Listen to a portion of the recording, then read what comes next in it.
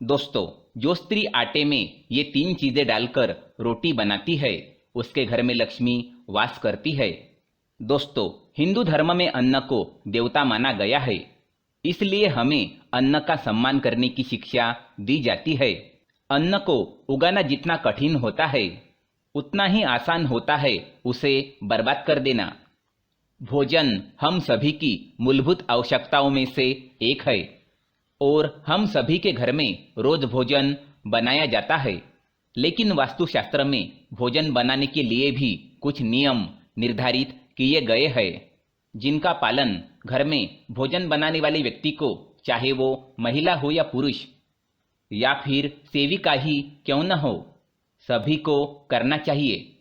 आज हम वास्तुशास्त्र के नियमानुसार खाना बनाने से संबंधित 2 प्रमुख बातों पर बात करेंगे, जिनमें से एक है खाना बनाते समय कौन से नियमों का पालन करना चाहिए और रोटी बनाने के लिए आटा गूंथते समय हमें क्या करना चाहिए तथा आटे में ऐसी कौन सी वस्तु मिलानी चाहिए जिससे हमारे घर में सुख समृद्धि बनी रहे। तो आइए जानते हैं, पर उससे पहले रिक्वेस्ट है कि वीडियो को लाइक करके ज़्यादा से ज़्यादा शेयर ज़रूर कीजिएगा।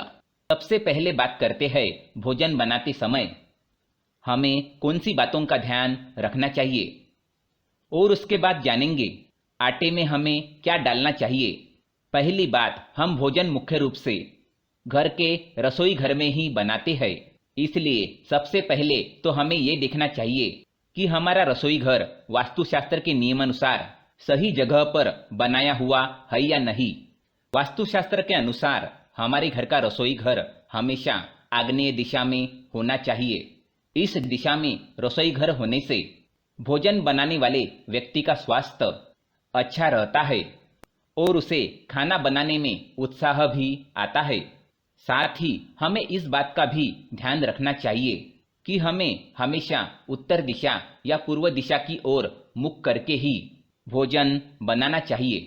दूसरी बात, भोजन हमेशा शुद्ध और शांत मन से बनाना चाहिए और भोजन बनाते समय मन में गुस्सा या द्वेष जैसी कोई बात नहीं होनी चाहिए। इससे मां अन्नपूर्णा नाराज हो जाती है। चिड़चिड़ करके या बेमन से बनाए गए भोजन से फायदे कम और नुकसान ज्यादा होते हैं। तीसरी बात, भोजन बनाते समय रसोई घर हमेशा साफ और स्वच्छ रहना चाहिए और भूलकर भी कभी बाहर पहनने वाले जूते या चप्पल रसोई घर में लाने नहीं चाहिए। ईश्वर को साफ जगह पर और स्वच्छ तरीके से बने खाने का भोग लगाना चाहिए। इससे ईश्वर जल्दी प्रसन्न होते हैं। गंदी जगह पर बना हुआ भोजन या झूठे बर्तनों में बनाया गया भोजन भगवान को नहीं चढ़ाना चाहिए। चौथी बात, अस्वच्छ तरीके से गुस्से में या अशांत मन से बने भोजन का भोग भगवान कभी स्वीकार नहीं करते। भोजन बनाते समय वाद विवाद किया जाए या फिर मुंह से अपशब्द निकाले जाते हैं तो ऐसे भोजन का शारीरिक और मानसिक स्थिति पर बुरा प्रभाव पड़ता है। पांचवी बात, भोजन बनाते समय उसे बार बार चक्कर ना देखे। इससे भोजन झूठा होता है, जिसे किसी अन्य व्यक्ति को खिलाने से हमें हानि होती है और भगवान को तो अपना झूठा खाना प्रसाद के रूप में खिलाना महापाप के समान होता है।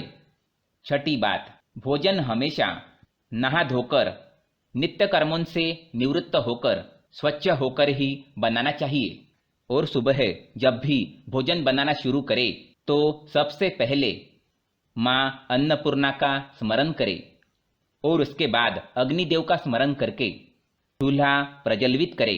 इससे घर में अन्न की कमी नहीं होती और सुख शांति बनी रहती है। सातवीं बात, कभी भी टूटे फूटे बर्तन में ना तो खाना बनाएं और ना ही खाए। हमेशा साफ बर्तन में ही खाना बनाएं। पानी पीते समय भी कभी भी कटोरी में पानी ना पिए और कढ़ाई में खाना ना खाए। ऐसा करने से घर में राहु दोष उत्पन्न होता है। आइए अब जानते हैं आटा गूंथते समय हमें किन बातों का ध्यान रखना चाहिए और आटा गूंथते समय उसमें क्या डालें जिसका शुभ प्रभाव हमारे जीवन पर पड़े। पहली बात, कई बार महिलाओं की आदत होती है कि वो समय बचाने के लिए एक साथ दो समय का आटा गूंथ कर रखती है। सबसे पहले तो ध्यान रखें कि कभी भी आवश्यकता से ज़्यादा आटा मलकर ना रखें। गूंथ कर रखा आटा घर में नकारात्मकता लाता है। साथ ही इस आटे की रोटियां खाने से व्यक्ति के मानसिक स्वास्थ्य पर भी इसका दुष्प्रभाव पड़ता है।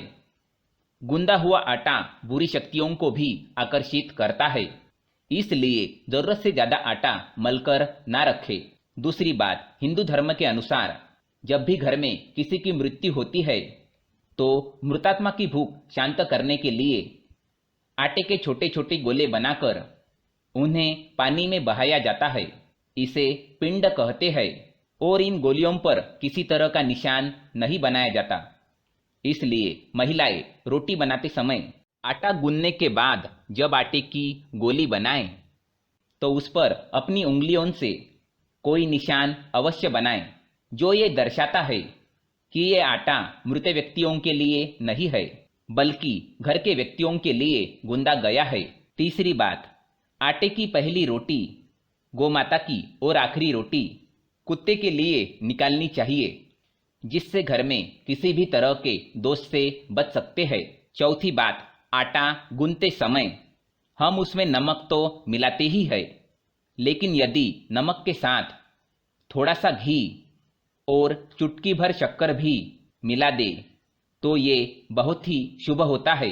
शक्कर, नमक, आटा और घी सभी सफेद रंग की चीजें होती है जिनका संबंध शुक्र ग्रह और चंद्रमा से है। इसलिए ये चारों वस्तुएं एक साथ मिलाकर हमारे शुक्र और चंद्र ग्रह मजबूत बनाते हैं और इन दोनों के सभी शुभ फल हमें प्राप्त होते हैं। तो ये जो महत्वपूर्ण बातें जो आटा गूंथते समय हमें ध्यान में रखनी चाहिए। दोस्तों, अगर जानकारी अच्छी लगे तो वीडियो को लाइक करके शेयर जरूर करिएगा। धन्यवाद।